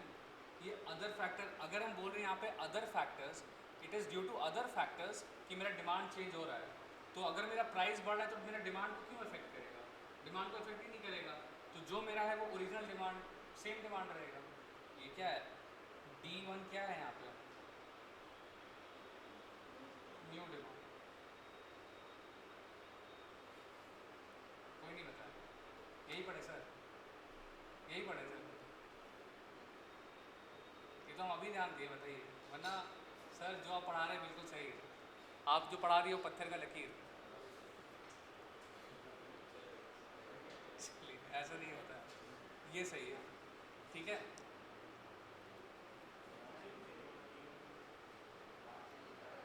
अगर ये मेरा डेफिनेशन पढ़िए, थोड़ा डेफिनेशन पढ़िए ना, बस डेफिनेशन पढ़िए, और अगर हम पहले वाला बनाए थे वो सही है या जो अभी बनाए वो सही है, वो हमको बताइए।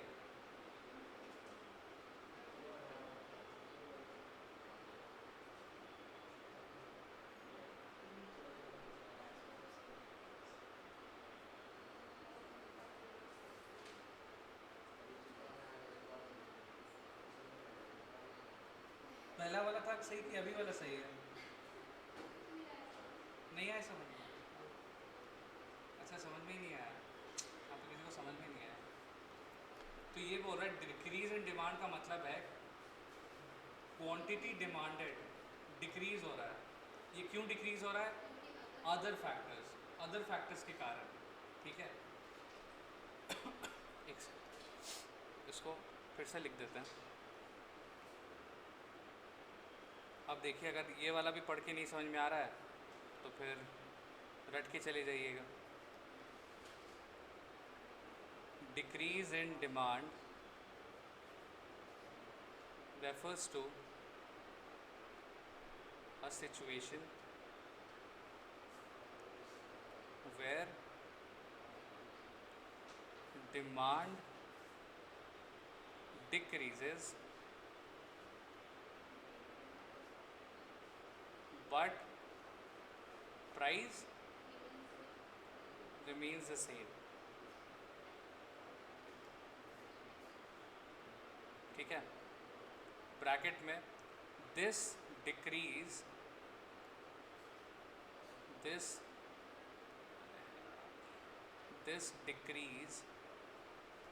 in demand is due to other factors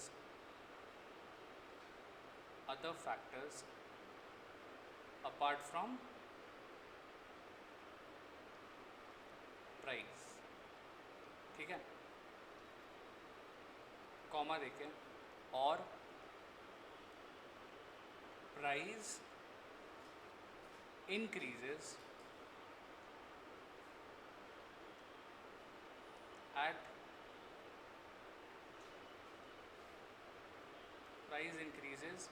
when demand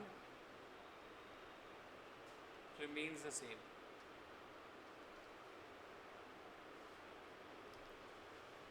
simple सा मेरे को एक बात बताइए, जब मेरा प्राइस बढ़ता है तो मेरा डिमांड पे क्या इफेक्ट आएगा? जब मेरा प्राइस बढ़ता है तो मेरा डिमांड पे क्या इफेक्ट आएगा? घट जाएगा, तो उसको डिक्रीज बोलते हैं। घटने का मतलब क्या होता है? डिक्रीज होता है ना, घटना। और एक जो बात है, अगर व्हेन माय डिमांड डिक्रीजेस, यहाँ पे हम ऑलरेडी बोल रहे हैं मेरा डिमांड डिक्रीज हो रहा है, but this is not due to price, ये अदर फैक्टर्स हैं। तो जो 9 से 10 फैक्टर्स जो आप लोग बोले थे क्लास में, वो सारे अदर फैक्टर्स। तो इसीलिए हम यहाँ पे डायग्राम जो बनाए यहाँ पे, ये देखो, एक तो पहले बात है मेरा प्राइस ये कांस्टेंट है, ये प्राइस, हाँ ये प्राइस है मेरा, ठीक है। एट सेम प्राइस जो मेरा डिमांड है क्या हो रहा है? घट रहा है, डिक्रीज। अगर हम बोले मेरा डिमांड, ये मेरा ओरिजिनल डिमांड है, लेकिन अब क्या हो रहा है, मेरा प्राइस बढ़ रहा है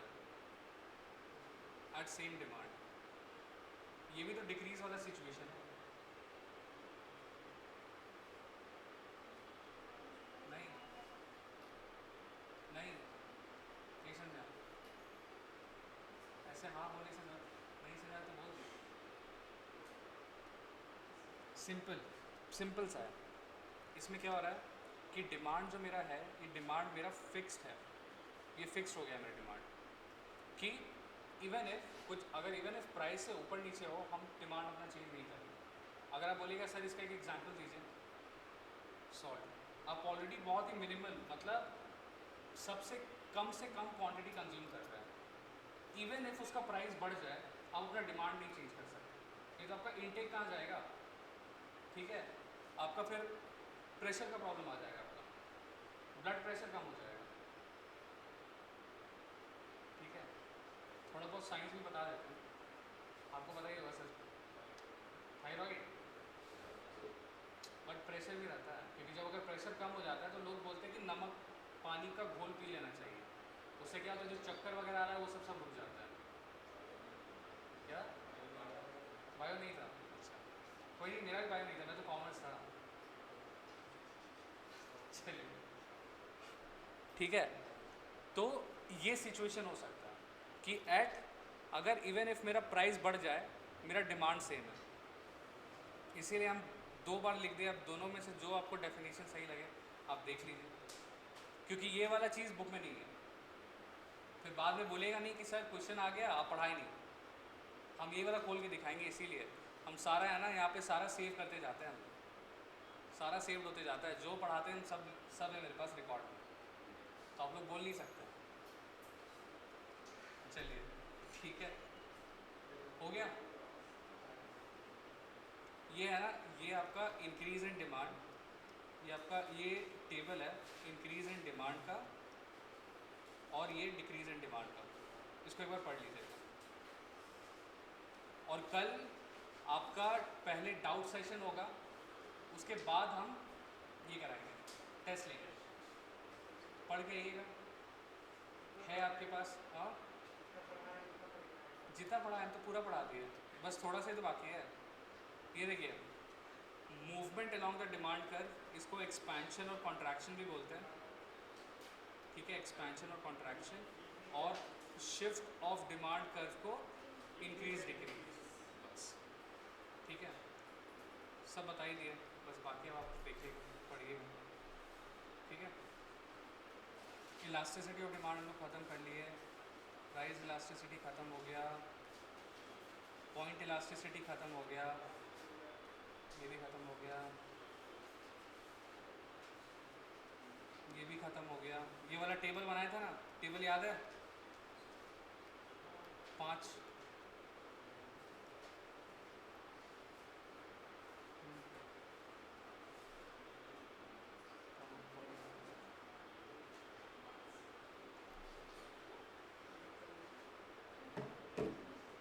ठीक है। क्या क्या बोल रहा है?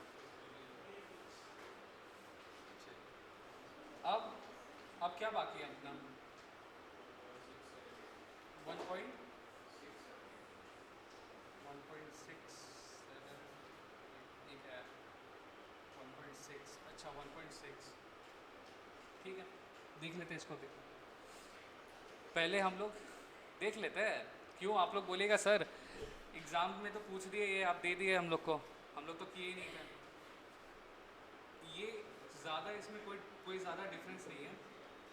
इसका अगर हम बताएं, जो इलास्टिसिटी जो हम लोग निकालते थे विथ रेस्पेक्ट टू प्राइस, ठीक है, तो ईपी का फॉर्मूला क्या था, थोड़ा एक बार फिर से हमको बताइएगा।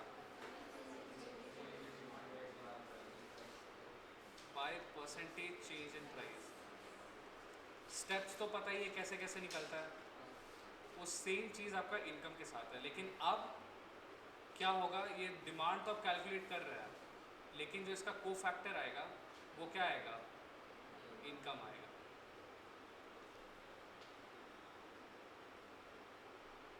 ठीक है, हो गया खत्म, हो गया खत्म, ठीक है। क्या हो रहा है जी सर, बस बहुत ही सिंपल है ये तो। अगर प्राइस इलास्टिसिटी में हम इतना टाइम दे दिए तो हम इनकम में इतना टाइम क्यों दें? ठीक है, लेकिन फिर भी हम दे देते हैं, चलिए।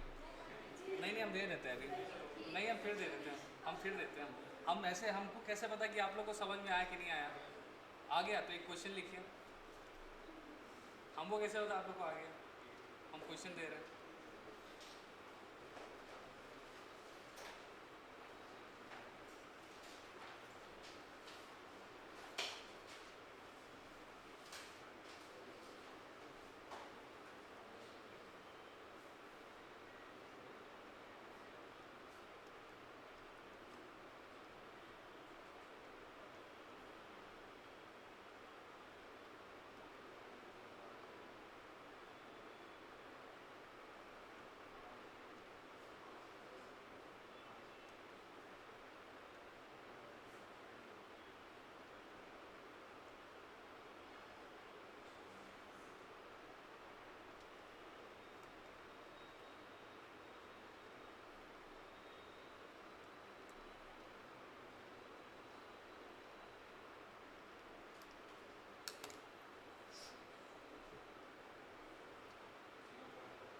जीरो पॉइंट फाइव, चलिए बहुत बढ़िया, इतना जल्दी कैलकुलेट कर दिया।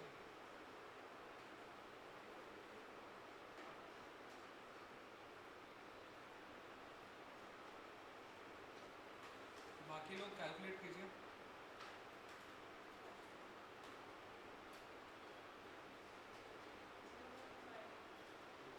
बहुत ही अच्छा, बाकी लोग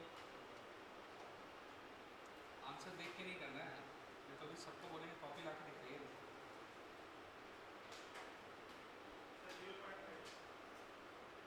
और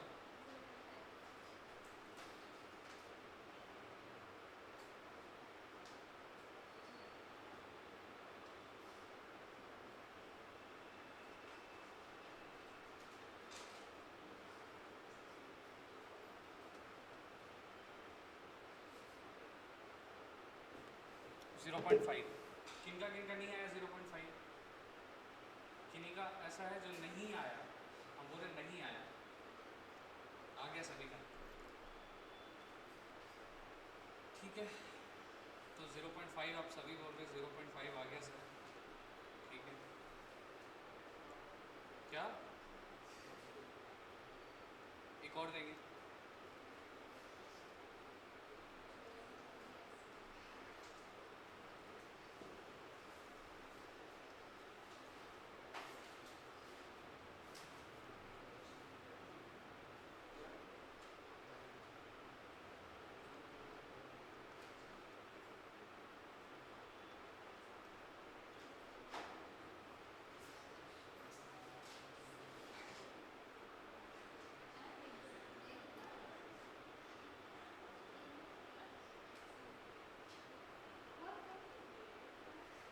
क्या? अच्छा एक ज़ीरो और बढ़ा दे दीजिए, ठीक है।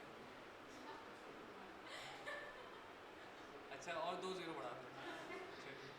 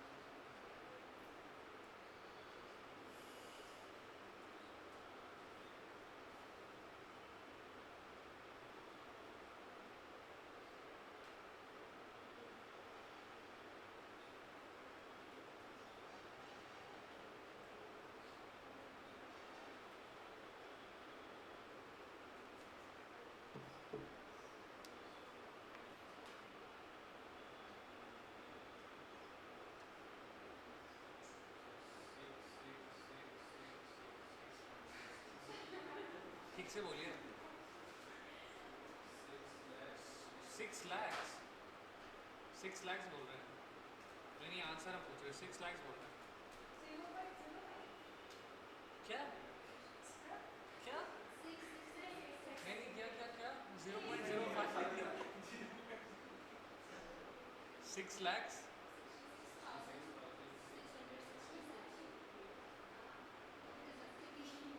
0.67। देखिए किसका ये आ रहा है, आ गया। किसी का 0.05 भी आया है, चलिए ठीक है। 0.05 मतलब 0.05 इनकम रहते हुए भी 500 यूनिट कंज्यूम कर रहा है। अच्छा मेरे चलते गड़बड़ होगी।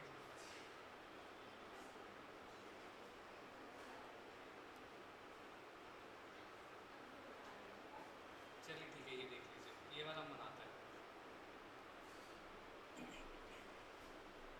इसमें बेसिक है, न्यू मतलब आपका न्यू इनकम क्या है, और ओरिजिनल इनकम।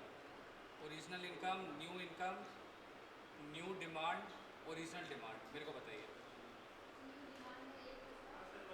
न्यू डिमांड 1000, बहुत बढ़िया। न्यू इनकम 10 लाख और ओरिजिनल इनकम x, ठीक है। ये आया। अब EY का फॉर्मूला बताइए कोई। Percentage change in demand by percentage change in income, ठीक है। इनकम को y से डिनोट करते हैं, कंफ्यूज मत होइएगा y अगर लिख रहे हैं तो यहाँ पे परसेंटेज चेंज इन डिमांड निकालते हैं। बताइए, change in demand by original demand into 100, तो इसका क्या आ रहा? 100। चलो ठीक है, 100%। अब percentage percentage change in income, क्या है मेरा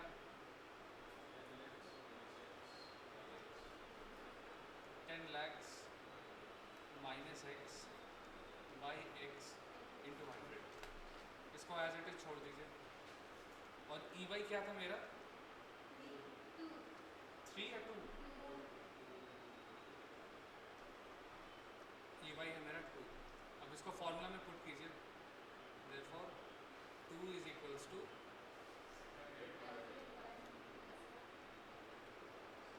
100 by 10 lakhs minus x by x into 100। तो अगर ये 100 है तो ये 100 गया, तो 20 lakhs minus 2x is equals to x, so 3x is equals to 20 lakhs। अब इसको डिवाइड कीजिए, 6.6, ठीक है क्या 6, अच्छा 0.6, अच्छा ठीक है, ये 0.6 से किसमें बाहर लगा दिए, बस ख़त्म नहीं होगा ये 6, चलते रहेगा जब तक 7 नहीं आ जाता। चलिए, तो ये है आपका आंसर, सबको समझ में आया? इसमें 3 पॉइंट है, बस 3 पॉइंट देखना हम लोग को। जब EP sorry E Y income elasticity, if the proportion of income spent on the good remains the same as income increases, then income elasticity for that good is equal to 1, मतलब EY is equal to 1, ठीक है।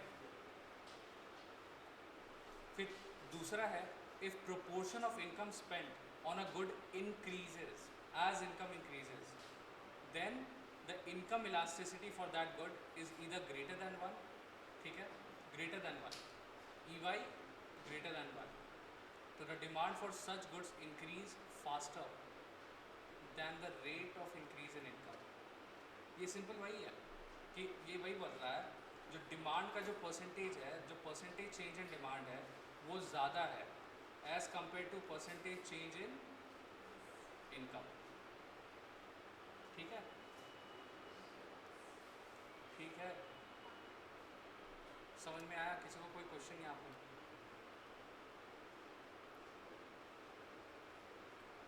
कोई question किसी को यहाँ पर? नहीं। और तीसरा है, if the proportion of income spent on good decreases as income rises, then income elasticity for that good is positive but less than 1, ये वही बोल रहा है। इसमें EY क्या होगा? Less than 1। तो यहाँ पे परसेंटेज चेंज इन डिमांड ज़्यादा होगा या परसेंटेज चेंज इन इनकम ज़्यादा होगा? प्राइस कहाँ है? इनकम ज़्यादा होगा, ठीक है। ये 3 फैक्टर, बस और कुछ नहीं, ठीक है। क्या हो गया? ये भी देख लीजिए, इनकम क्या,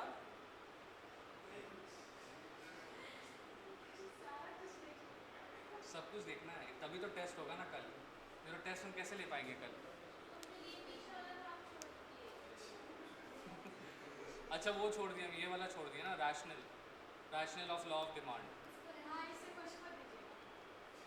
अच्छा ठीक है, इससे क्या बोलते हैं, इससे 50%, बाकी से क्या बोलते हैं 50%, ठीक है। कुछ तो आप लोग पढ़िए। चलिए, if income elasticity is 0, it simply signifies that the demand for the good is quite unresponsive to change in income। मतलब even if आपका इनकम बढ़ रहा हो रहा है, आपका डिमांड नहीं बढ़ता है, ऐसा कोई सिचुएशन दीजिए हमको। क्या बोले? हाँ, इनकम बढ़ रहा है लेकिन डिमांड नहीं बढ़ रहा है। अच्छा, सब चीज़ में सॉल्ट ले के आ रहा है। चलिए ठीक है, और कोई एग्जाम्पल?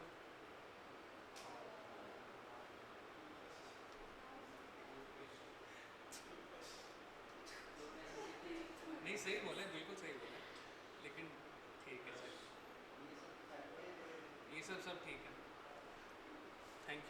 बता दिए. So when income elasticity is greater than zero or positive, then an increase in income leads to increase in demand for that good. ठीक है. और यहाँ पे हम लोग ये भी बोलेंगे, और ये सिर्फ और सिर्फ नॉर्मल गुड्स के केस में. तो 3 गुड्स तो पता ही है आपको. 3 गुड्स, एसेंशियल और नॉर्मल.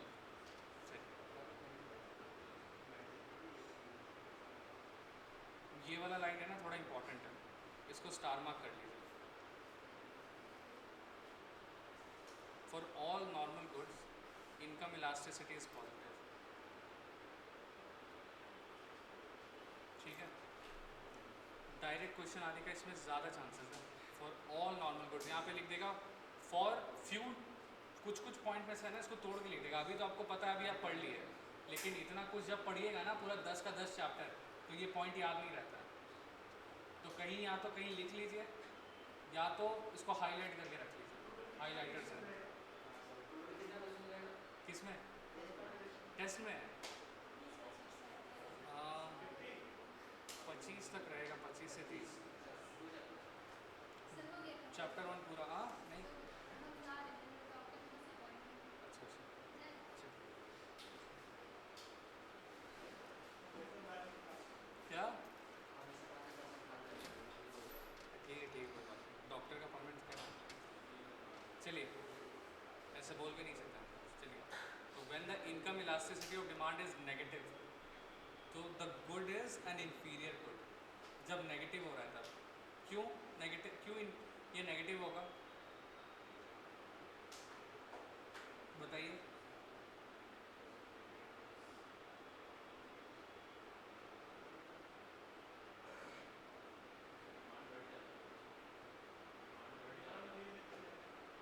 एक पॉइंट ऑफ टाइम के लिए डिमांड बढ़ता है, लेकिन फिर एट द एंड डिमांड घट जाता है. ठीक है. जब आपका इनकम क्या होता है, बढ़ता है भैया, बढ़ता है. ठीक है. जब बढ़ता है तो the quantity demanded at even at any given price decreases as income increases. ठीक है. तो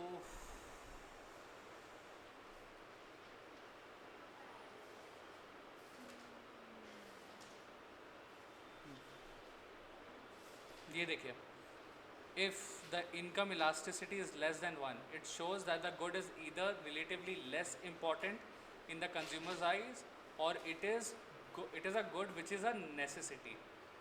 जब income elasticity is less than 1 तब. ठीक है. ठीक है.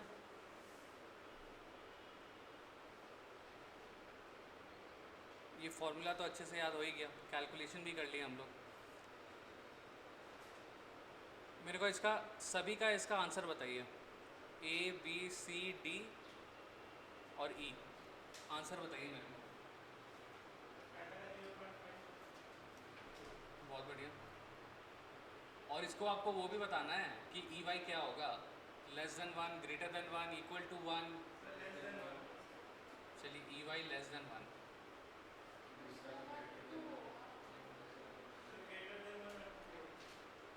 अच्छा, ग्रेटर देन 1 और 2. कौन सा 2? अच्छा, इसमें 2.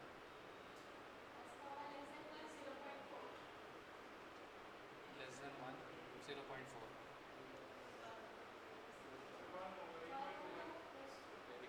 और लास्ट वाला. हेलो.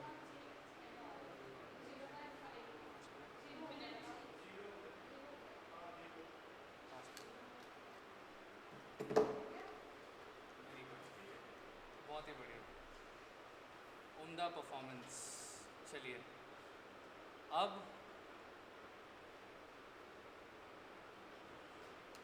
और कितना बाकी है हम लोगों का? कुछ बाकी है क्या? चलिए ठीक है, ये भी बाकी है, ये भी देख ही लेते हैं. जब क्या क्या बोल रहे हैं?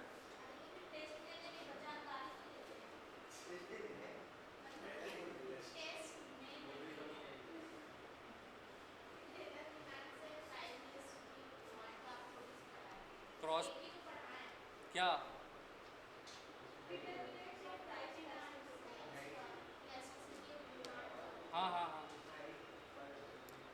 चलिए ठीक है, आपको बता उससे नहीं देंगे।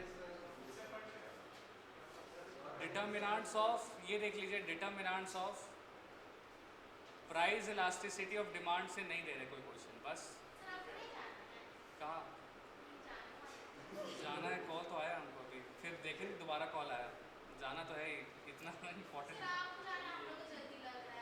अच्छा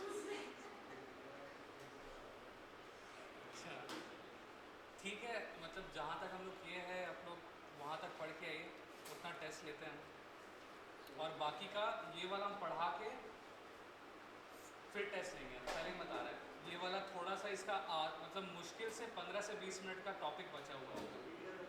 क्या बस वही तो, बस रीड करना है आपको, और कुछ है ही नहीं इसमें।